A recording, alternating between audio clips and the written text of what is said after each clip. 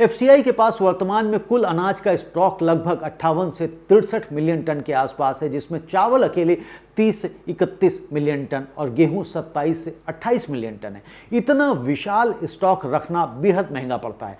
गोदामों में नमी, चूहे, कीड़े और फफूंद के कारण भारी बर्बादी होती है। अनसाइंटिफिक स्टोरेज से सालाना लाखों टन अनाज खराब हो जाता है, जिससे सरकारी खजाने पर अतिरिक्त बोझ पड़ता है।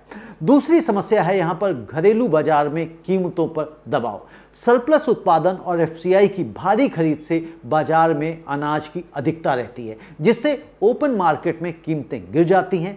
किसानों को एमएसपी पर तो लाभ मिलता है, लेकिन खुले बाजार में कम दाम मिलने से उनकी आय प्रभावित होती है। इससे किसान असंतुष्ट होते हैं और बाजार की कार्य प्रणाली बिगड़ती है। सरप्लस स्टॉक कैसे मैनेज किया जा सकता है, सरकार को क्या कदम उठाने चाहिए, इस पर आइए सुनते हैं इंडियन राइस एक्सपोर्टर्स फेडरेशन के राष्ट्रीय अध्यक्ष डॉक्टर प्रेम गर्ग क्या कहते हैं। आज हमारे पास भारत के अंदर सरप्लस स्टॉक है एफसीआई के अंदर। तो मेरी गवर्नमेंट के साथ एक यही आईआरईएफ की तरफ से विनती है कि वो ओएमएस के अंदर प्राइसेस को कम करे, जिससे डोमेस्टिक मार्केट के अंदर अवेलेबिलिटी एफसीआई के राइस की ज़्यादा हो।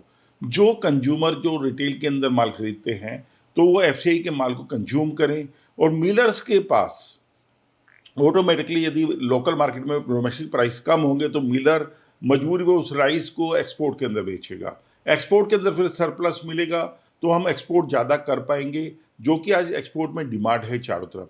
तो उसको भरपाई करने के लिए आज भरपूर मात्रा में राइस नहीं मिल पा रहा है एक्सपोर्टर्स को। तो उसके लिए गवर्नमेंट को ये कदम उठाना चाहिए कि ओएमएस का प्राइस कम करे, तो अवेलेबिलिटी राइस की डोमेस्टिक में ज़्यादा होगी कंज्यूमर के लिए। मिलर मजबूर होगा उसको एक्सपोर्ट को बेचने के लिए या एक्सपोर्ट करने के लिए। तो हमारी यही गवर्नमेंट से गुजारिश है कि ओएमएस के प्राइस को इमीडिएटली कम करके जो एक्सेस स्टॉक है उससे दो फायदे होंगे। फॉरेन एक्सचेंज आएगा कंट्री के अंदर, दूसरा जो स्टॉक्स की समस्या होंगी या एक स्टोरेज की प्रॉब्लम है वो भी रिजॉल्व होगी। और जो माल कल को अब जो नई क्रॉपें आएंगी, वीट की क्रॉप आने वाली है, वो भी बहुत अच्छी क्रॉप है, तो उसके ऊपर हमारे ऊपर एक दबाव नहीं रहेगा कोई एक्सेस स्टॉक को लेकर ही फॉरवर्ड करने के लिए।